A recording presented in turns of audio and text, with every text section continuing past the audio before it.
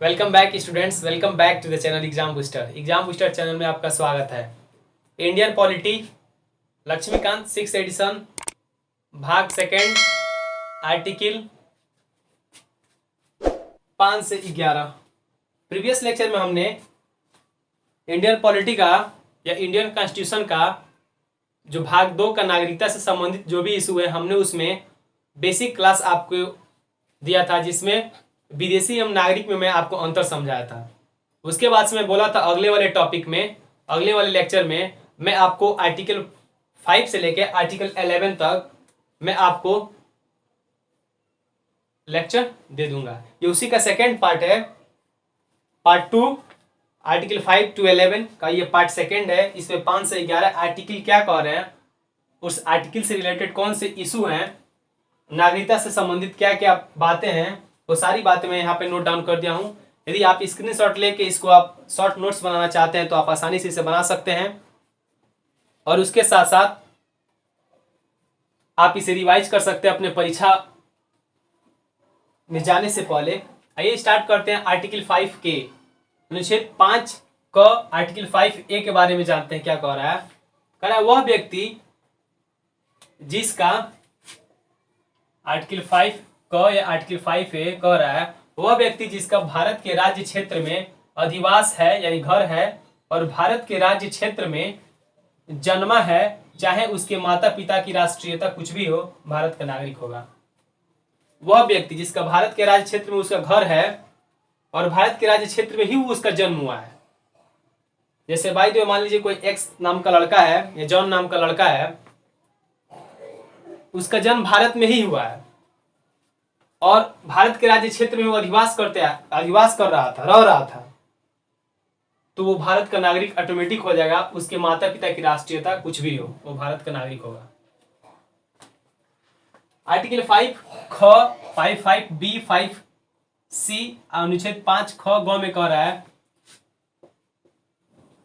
जिसके माता पिता में से कोई भी भारत में जन्मा था या संविधान के लागू होने से ठीक 5 वर्ष पहले से मामूली तौर पर भारत के राज्य क्षेत्र का निवासी रहा हो, भारत का नागरिक होगा। जैसे मान लीजिए कोई लड़का है, उसके माता पिता में से कोई भी भारत में उनका जन्म हुआ था और 26 जनवरी 1950 संविधान लागू होने के ठीक 5 साल पहले से मामूली तौर पे भारत के राज्य क्षेत्र में उसके माता पिता रह रहे हैं या जन्म हुआ था, तो समझिए भारत का वो नागरिक होगा। जो व्यक्ति की बात यहाँ पे की जा रही है।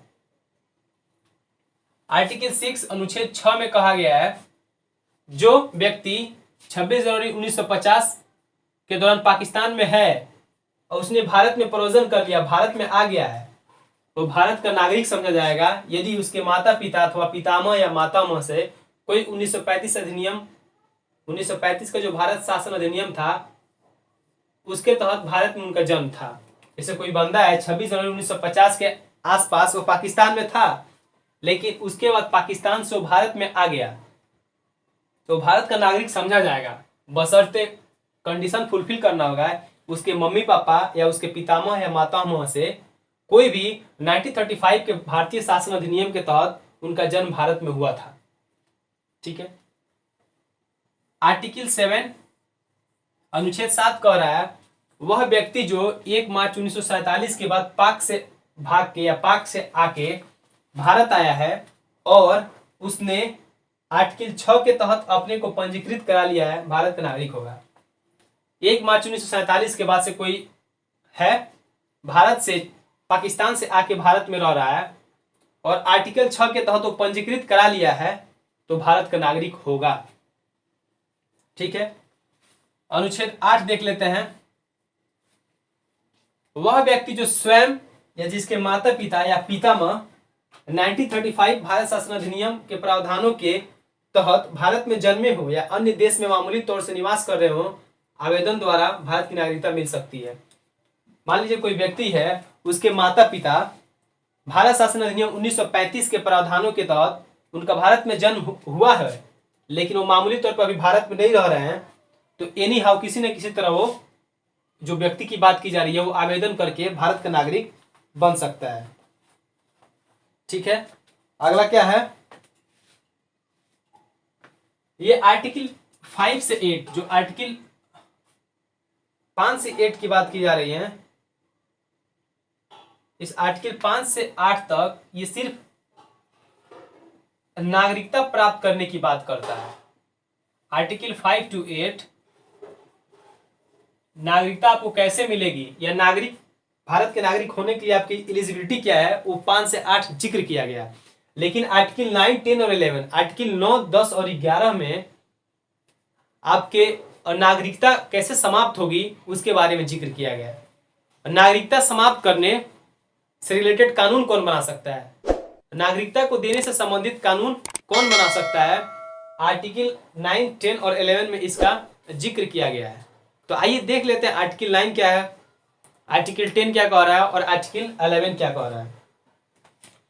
भारतीय संविधान के अनुच्छेद 9 में कहा गया है या कहता है, जो भी व्यक्ति है, कोई भी व्यक्ति यदि अपने स्वेच्छा से मन मुताबिक किसी विदेशी धरती पे जाकर रह रहा है और वहां उस विदेश में रह के उस पर्सनल देश के वह नागरिक बन जा रहा है, वहां की नागरिकता वो प्राप्त कर ले रहा है, तो ऑटोमेटिक वो भारत का नागरिक नहीं होगा।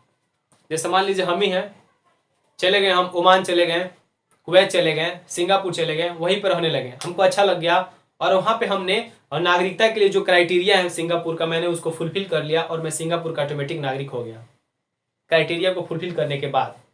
तो जैसे मैं वहां पे मैं नागरिक होऊंगा, ऑटोमेटिक भारत की नागरिकता हमारी समाप्त हो जाएगी, मैं भारत का नागरिक नहीं रहूंगा। हमें फोन करके बताने की आवश्यकता नहीं है, हमें लिखित देने की आवश्यकता नहीं है जी भाई अब हम सिंगापुर के नागरिक बन गए हैं और हमारा तुम लोग देख लेना, ऐसा नहीं है। ऑटोमेटिक जैसे ही मैं नागरिकता वहां का गेन करूंगा तो भारत से नागरिकता मेरी चली जाएगी। आइए नेक्स्ट देखते हैं, आर्टिकल 10 क्या कह रहा है, नागरिकता विधि के उपबंधों के अधीन नागरिक है वह संसद द्वारा बनाई गई विधि भारत का नागरिक बना रहेगा। कह रहा है जो नागरिकता की जितनी भी विधि हम बात किए हैं, अगर इसके तहत वो भारत का नागरिक है तो वो तो है, या वो संसद द्वारा बनाई गई कोई विधि है और उसको फुलफिल कर रहा है तो भारत का नागरिक बना रहेगा। इसके पहले मान लीजिए इन शर्तों के तहत तो भारत का नागरिक है, लेकिन फिर भी संसद कोई नया विधि बना देती है, उस नया विधि के तहत तो क्राइटेरिया नहीं पार कर रहा है, तब भी वो भारत का नागरिक रहेगा, क्योंकि ऑलरेडी इन्होंने इतने क्राइटेरिया को पार कर लिया है, तो इसलिए भारत का नागरिक है। अनुच्छेद 11 क्या कह रहा है, नागरिकता संबंधित सारे जो अधिकार हैं संसद को प्राप्त हैं और प्राप्ति से लेकर समाप्ति तक। कौन व्यक्ति भारत का नागरिक होगा, कौन व्यक्ति भारत का नागरिक नहीं होगा, भारत की नागरिकता कैसे मिलेगी और भारत की नागरिकता कैसे जाएगी, ये सारे जितने भी अधिकार हैं, जितने भी राइट्स हैं, इस राइट्स को बनाने का जो जिम्मेदारी दिया गया है, इस नागरिकता से संबंधित जो भी कानून होंगे उस कानून को संभालने, उस कानून पे अपना हक जमाने का अधिकार सिर्फ भारतीय संसद, इंडियन पार्लियामेंट को है। ये थे भारतीय संविधान Indian constitution Laxmikant 6th addition भाग 2 अनुच्छेद 5 से 11। अगले वाले पार्ट में भाग 3 12 से लेकर 35 तक, जो भाग 3 मौलिक अधिकार की बात करता है, फंडामेंटल राइट की बात करता है, जो बहुत से विद्वानों द्वारा माना गया फंडामेंटल राइट हमारे देश के संविधान की आत्मा है। यहां तक कि डॉक्टर भीमराव अम्बेडकर आर्टिकल 32 अनुच्छेद 32 को भारतीय संविधान की आत्मा को बोलते हैं। तो स्टूडेंट्स, यदि यहां तक आप लेक्चर देखे हैं तो बढ़िया है, नहीं देखे हैं तो आप स्टार्टिंग से जाएं। मैंने काफी बेसिक से सारी चीजें मैं आपको बताया, अगर क्रम वाइज आप आ रहे हैं तो काफी बेटर होगा आपके लिए। क्रम वाइज आप आए, आपको एक एक चीज क्रिस्टल क्लियर कर दिया गया है, काफी बेसिक चीजें मैं आपको बताया हूँ, प्रस्तावना से लेके पॉलिटी और कॉन्स्टिट्यूशन में अंतर में बताया हूँ, ए टू जेड में आपको बताया हूँ। इसके बाद जो लेक्चर आने वाले हैं वो वाइटल, वेरी वेरी इंपॉर्टेंट है, वो आपके परीक्षा के दृष्टिकोण से तो इंपॉर्टेंट है ही है। इंस्टेड ऑफ इट आप भारत के नागरिक हैं तो आपको ये जानने का अधिकार है कि भारतीय संविधान आपको कौन से अधिकार देती है, और आपके जो अधिकारों का जो डिमोलिशन, आपके अधिकारों का जो हनन हो रहा है, तो आप अपने अधिकारों को कैसे मांग सकते हैं, उन अधिकारों से संबंधित बातें किसे आप कह सकते हैं, ये सारी बातें आने वाले अपकमिंग लेक्चर, जो कि भाग 3 फंडामेंटल राइट आर्टिकल 12 to 35 दिया हैगा, जो काफी इंपॉर्टेंट है, उसे मिस करना ना भूले। उम्मीद करते स्टूडेंट्स आप अच्छे होंगे, अपने पढ़ाई को कंटिन्यू रखिए और यदि चैनल पे नए हैं तो प्लीज़ चैनल को सब्सक्राइब कीजिए, बेल आइकन को क्लिक कीजिए, वीडियो को पूरा देखिए, शेयर कीजिए। Okay friends, thank you and take care.